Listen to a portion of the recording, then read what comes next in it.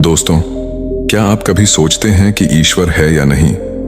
आज मैं आपके सामने गौतम बुद्ध की एक प्रेरणादायक कहानी लेकर आया हूं, जो हमें ईश्वर और जीवन के बारे में एक नया दृष्टिकोण देती है, जिसमें उन्होंने ईश्वर के बारे में अपनी बात रखी थी।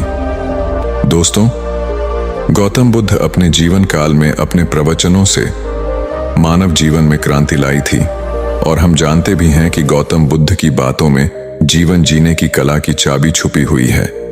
उनके जीवन में घटित हुई घटनाओं से बहुत कुछ सीखने को मिलता है। ऐसे ही एक घटना के बारे में आज मैं आपको बताऊंगा। गौतम बुद्ध के समय में एक सवाल उनसे अक्सर पूछा जाता था कि ईश्वर है या नहीं, और हर बार बुद्ध एक अलग जवाब देते थे। ईश्वर के बारे में पूछा गया, यह सवाल आज भी पहेली है, और बुद्ध के समय में भी पहेली ही था। लोगों ने यह सवाल कई बार बुद्ध से पूछा, लेकिन बुद्ध कभी भी इसका सही जवाब नहीं दिए।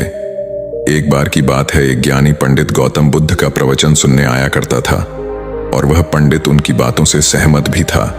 वह जानता था कि गौतम बुद्ध एक ज्ञानी पुरुष हैं।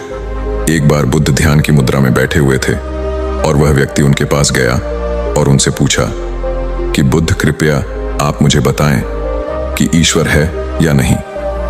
मेरी आपसे प्रार्थना है कि आप मेरे सवाल का मुझे सही जवाब दें। बुद्ध के बारे में यह कहा जाता है कि वह कभी भी किसी भी प्रश्न का सीधा जवाब नहीं देते थे। उनके हर जवाब में रहस्य भरा होता था। ज्ञानी पंडित ने कहा कि मुझे ईश्वर के बारे में आपसे जानना है, ईश्वर है या नहीं। बुद्ध उसकी बात सुनकर मुस्कुराए और फिर पंडित से बोले, ठीक है, मैं तुम्हारे सवाल का जवाब जरूर दूंगा, लेकिन उससे पहले मेरे कुछ प्रश्नों का जवाब आप मुझे दे दो। पंडित ने कहा, मैं बिल्कुल आपके प्रश्नों का जवाब दूंगा, आप कृपया प्रश्न पूछें। बुद्ध ने कहा कि क्या तुम सूर्य को मानते हो? पंडित ने बुद्ध की तरफ देखा और कहा कि यह किस प्रकार का प्रश्न है? मैं छोटा बच्चा हूं। आप जो मुझसे बच्चों वाला प्रश्न पूछ रहे हैं, सूर्य तो साक्षात प्रकट होता है और पूरी दुनिया को रोशनी देता है। धरती पर रहने वाले हर जीव को सूर्य से ऊर्जा प्राप्त होती है। सूर्य को तो हम रोज ही देखते हैं। बुद्ध ने उनसे कहा कि ईश्वर के होने के बारे में प्रश्न कहां से आया, क्योंकि जिस प्रकार सूर्य हमारे सामने है, उसके होने का कोई प्रश्न नहीं होता। तब ईश्वर के लिए यह सवाल क्यों उठा, ईश्वर को मानने की क्या आवश्यकता है? इसका मतलब तो यह हुआ कि आपके मन में कहीं ना कहीं ईश्वर के प्रति संदेह है, क्योंकि ईश्वर सूर्य की तरह आपके सामने नहीं है। आप ईश्वर को भी बुद्धि से ढूंढने के लिए निकले हो, और बुद्धि केवल उन्हीं बातों को मानती है जो उसके सामने दिखाई देता है, और ईश्वर कभी भी आपको प्रत्यक्ष रूप में सामने दिखाई नहीं देगा। अगर दिख जाए तो वह ईश्वर नहीं होगा। गौतम बुद्ध ने कहा कि तुम ईश्वर को मानते हो या नहीं। असल में यह प्रश्न ही गलत है, और गलत प्रश्न का सही उत्तर कैसे दिया जा सकता है? इसलिए अगर इस गलत प्रश्न के पूछे जाने पर और अगर किसी के उत्तर दिए जाने पर, तो वह उत्तर भी इस प्रश्न की तरह ही गलत होगा। पंडित बुद्ध की बात सुनकर थोड़ा भ्रमित सा हो गया। उसने कहा कि बुद्ध, आप किस तरह की बातें कर रहे हैं? मुझे कुछ समझ नहीं आ रहा है। बुद्ध ने कहा, अगर मैं तुम्हें सीधे शब्दों में बताऊं तो इसका मतलब यह है कि ईश्वर को माना नहीं बल्कि जाना जा सकता है। अगर तुम मुझसे यह प्रश्न करते कि मैं ईश्वर को जानना चाहता हूं, तो मैं तुम्हारी मदद कर सकता था, और जिस दिन तुम ईश्वर को जान जाओगे, उस ईश्वर की व्याख्या तुम सीधे कभी नहीं कर पाओगे। तुम कभी अपना अनुभव किसी को दे नहीं सकते हो, लेकिन किसी को अनुभव कराने में सहायता जरूर कर सकते हो। दोस्तों, आपने बुद्ध के जीवन की कितनी कहानियां, किस्से सुने होंगे। वहां आपने देखा होगा कि बुद्ध ने कभी भी ईश्वर के बारे में स्पष्ट नहीं कहा, और इसकी वजह से कई बार बुद्ध के ऊपर उंगलियां भी उठी। लोगों ने यहां तक कहा कि बुद्ध कुछ भी नहीं जानते, क्योंकि बुद्ध इस तरह के प्रश्नों का ठीक से उत्तर कभी नहीं देते थे। गौतम बुद्ध इस तरह के प्रश्नों से हमेशा बचा करते थे, क्योंकि ईश्वर और आत्मा के संबंध में कोई उत्तर दिया ही नहीं जा सकता है, और अगर कभी देना भी पड़े तो वह उदाहरण के माध्यम से उसे समझाने का प्रयास करते थे, क्योंकि ईश्वर और आत्मा के संबंध में कोई उत्तर दिया ही नहीं जा सकता है। यह संभव ही नहीं है। और मेरा यह मानना है कि बुद्ध को सचमुच ज्ञान प्राप्त हुआ था। वह उस ईश्वर का अनुभव कर चुके थे, और कोई भी व्यक्ति जो इस अनुभव को प्राप्त कर चुका हो, वह कभी भी ईश्वर के बारे में या ज्ञान के बारे में सीधा सीधा कभी नहीं बताता। वह आपके प्रश्न को बीच में ही लटका देता है, क्योंकि वह चाहता है कि आप उसका स्वाद खुद चखें। गौतम बुद्ध ने कभी वह गलती नहीं की जो आज के कुछ धर्मगुरु कर रहे हैं।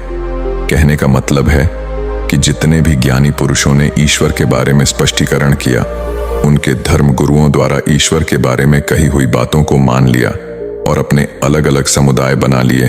फिर क्या हुआ, आप यह देख ही रहे हैं। उन गुरुओं द्वारा दी गई प्रामाणिकता के आधार पर आज वह सभी समुदाय एक दूसरे के दुश्मन बने हुए घूम रहे हैं और हथियारों के दम पर यह प्रमाणित करना चाहते हैं कि मेरा गुरु सही है, मेरा ईश्वर सही है। वह लोग यह कहते हैं कि तुम अपने ईश्वर को छोड़ो और हमारे ईश्वर को मानो, क्योंकि हमारा ईश्वर सत्य है। अगर कोई व्यक्ति ईश्वर की सीधी व्याख्या कर देगा तो आप ज्ञानियों की भीड़ उसकी बातों को मान लेगी। वह भी ईश्वर का अनुभव कभी नहीं करेगी। वह भीड़ तो केवल आपकी कही गई बातों के आधार पर किताबें लिख देगी और हाथ में तलवार लेकर चल पड़ेगी कि हम अपने समुदाय को बढ़ाएंगे, अपने धर्म को बढ़ाएंगे, प्रचार प्रसार करेंगे। शायद बुद्ध इस बात को जानते थे, इसीलिए उन्होंने कई बार ईश्वर के वजूद को भी नकारा। इनकार इसलिए किया कि आपकी प्यास और गहरी हो सके, आप उसको जानने के लिए उतावले हो जाए। अगर बुद्ध ईश्वर के बारे में सीधे सीधे कह दे तो भीड़ आसानी से उनकी बात मान जाएगी। और ऐसे ही हमने धरती पर जाने कितने ही ईश्वर और भगवान को जन्म दे दिया है। ऐसा लगता है कि ईश्वर ने मनुष्य को नहीं बनाया, बल्कि मनुष्य ने ईश्वर को पैदा किया है।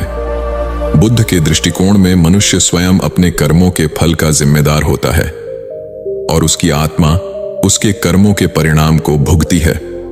वे संसार को दुखम और दुख का कारण मानते थे और मोक्ष को आत्मा के आगमन के माध्यम से प्राप्त करने का समय मानते थे। इसीलिए बुद्ध का दृष्टिकोण ईश्वर और पूजा के संबंध में अद्वैतवादी था और वे मुक्ति और आत्मा के विकास को मानने के पक्ष में थे, जो आत्मा के अंदर ही पाया जा सकता है। इस दृष्टिकोण का पालन करते हुए वे अपने अनुयायियों को दुख से मुक्ति प्राप्त करने के लिए सही दिशा प्रदान करते थे। तो दोस्तों, गौतम बुद्ध की कहानी से हमें क्या शिक्षा मिलती है कि भगवान को मानना नहीं बल्कि जानना चाहिए और उसका अनुभव लेना चाहिए। ईश्वर को जानने के लिए सिर्फ एक ही रास्ता है और वह है ध्यान। ध्यान में जितनी गहराई से जाओगे उतना ही तुम्हारा ईश्वर के प्रति अनुभव होता चला जाएगा और तुम्हारे सभी प्रश्नों के उत्तर भी तुम्हें मिल जाएंगे। दोस्तों, अगर यह वीडियो अच्छी लगी हो तो चैनल को सब्सक्राइब जरूर करें ताकि आपको नई कहानियों का अपडेट मिलता रहे।